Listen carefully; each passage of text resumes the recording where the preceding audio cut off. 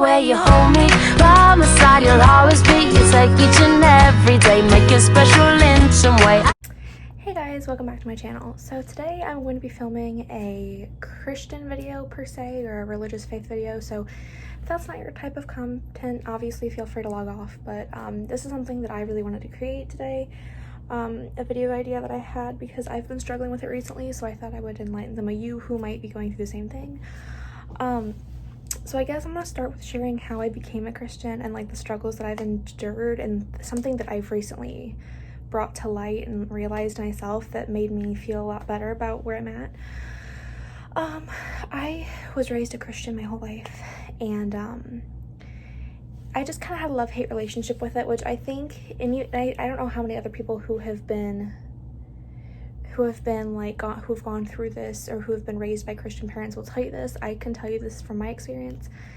You know, I think people who have Christian parents and raised a Christian will not always stay a Christian. That's just my personal opinion. I think that I feel like typically what I see is that if they feel so forced to be something that they are not sure of yet, so they kind of rebel away from it, but then they eventually come back, or that's at least what happened to me, and I've seen it happen to a lot of my friends and things like that. So I think that people who are raised by Christian parents tend to stray away just because they feel like that decision has already been made for them and they want to make their own decision, which is totally understandable. That's how I felt. But you know, I do believe, and the Bible even says that people who stray away from it will eventually come back, and I do believe that. Like, I came back. I know all of my friends have come back. I just think that it's something that you have to go through and have to make that decision for yourself before you can feel content with having a decision made for you, you know? So I actually there was a Christian camp that I went to over the summer before my senior year of high school. And I told my mom, I don't want to be a Christian. I don't really want to go to this church anymore. And she said, you can pick whatever church you want to go to. Just go to this church camp first. And if you don't find any friends and you don't want to do anything, that's fine. So I went and I met my boyfriend, who I've been with for about 2 years now. We met at that camp. I met a good friend of mine. I met multiple people that I just connected with and had a really good friendship with. And I think that was God's plan, obviously, because I was almost ready to give up on all of it, and then I didn't. So a thing that I've been struggling, that was kind of my testimony, I guess. I've obviously struggled with, you know, all different kinds of things since then, but that was what happened for me. I'm obviously still a Christian. I still believe in God. I'm saved, that sort of thing. That's how I became a Christian. I got saved while I was at that camp and met all of my friends. And then I started dating my boyfriend, like, I think almost a little less than a month after that. Yeah, about 2 to 3 weeks after the camp ended, I started dating him, and we've been together since. And that was in August of 2018 when me and him got together. In July was when the camp was. So it's been a while since this stuff happened. Almost 2 years now. Something that I've struggled with a lot is how to know if you're hearing God's voice or not, which I don't want anyone to watch this video thinking, oh, I'm finally going to be able to know, because I've researched videos and there's not a way to know. And I say that meaning not that you're never going to hear from God, but nobody can tell you what's God and what's not. That's for you to know, because the voice that you, or the feelings and the voice that you hear might not be what somebody else hears, because God's different to everyone, I think. So, I mean, nobody can really tell you, because they're not God. They're not going to know what he's saying to you. They're not going to know what's best for you. Like, they're not going to know. So I've been struggling with knowing, how to have a Christian relationship. I've never really had one before. He's the first person I've wanted to be a serious Christian with, or be serious about. I've been struggling with knowing where God wants me in that relationship, or where he wants me in life in general, or who he wants me with, or anything like that. And I think what I've noticed is that when you doubt something, that is probably not God. And the way that I see it is that, I'm going to be super personal for a second. I've been trying to talk about, you know, if I should be in the relationship that I'm in, or how Christian we should be, and like things like that. And that's just, part of it's because I have severe anxiety, which I will definitely talk about more on this channel.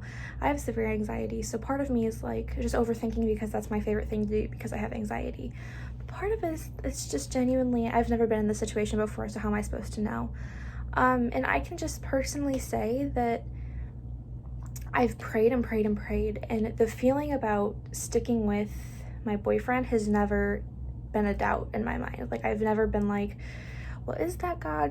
Does God really want me to be with him? Like, there is no doubt in my mind that God did not put us together for a reason. Like, we met at church, we went to church together, we were happy together, we are happy together. Long distance is hard, but we're happy, and we're Christians, and we're good people. There's no doubt that God wants me together. But the part that I was thinking is, and this is always, if anybody has anxiety, this is a huge anxiety thing, is if you're thinking and you're like, well, I could totally do this. I could totally be a Christian, not be in a relationship. I could totally, the big word in anxiety is could or if or maybe. That's a huge doubt anxiety thing. A way that I've just learned is that when God gives you something, like, typically you're not going to doubt it if it's God. I've never doubted once if I should be with him or if we're going to be good together.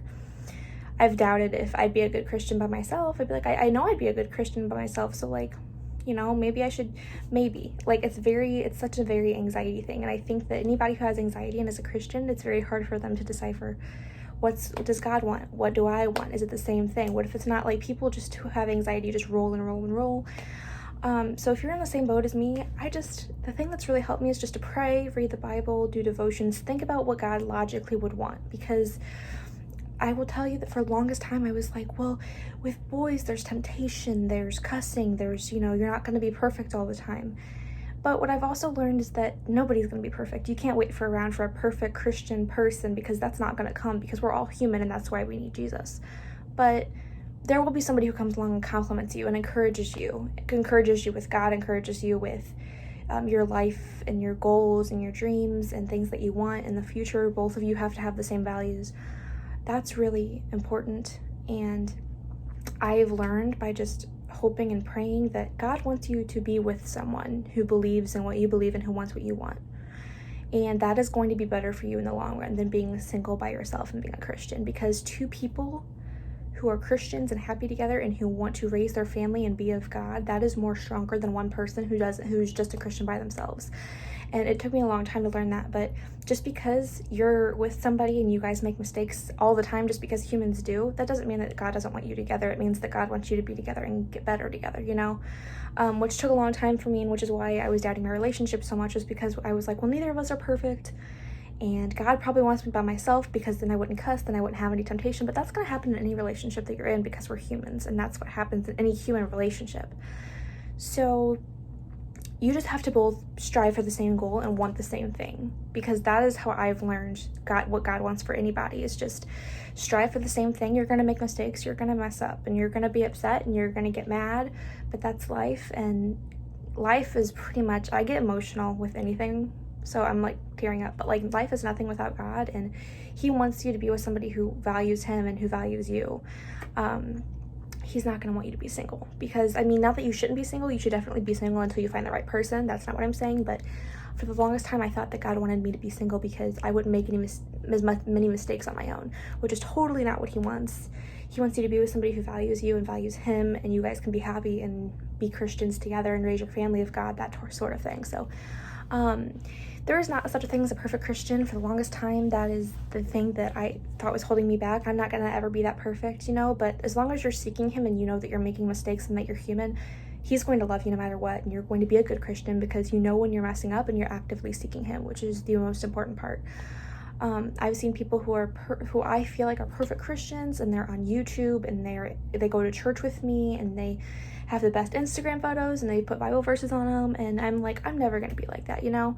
But I don't think that defines a good Christian. I think that defines somebody who, I don't really think that defines anybody in general, actually. I don't think social media should define anyone in general, but I think that what defines you as a good Christian is if you're actively seeking God, and if you put him above anything else, and if you pray, and if you seek him and you know when you mess up. That's a huge thing. You don't just constantly mess up and be like, I'm sorry, and you continue doing it. You actively know when you're messing up.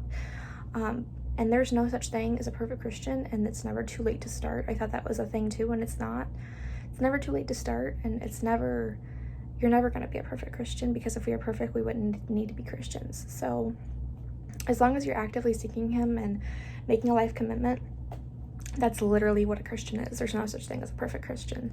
And it took me a while to realize that, which is why I'm where I am in my faith right now, but there's no such thing as a perfect Christian as long as you're trying to be good and be a good person and seek him and seek a person who believes in him and who loves him too. then you're gonna be fine. I hope this video helped anybody who has anxiety or who is a Christian or who's in my boat.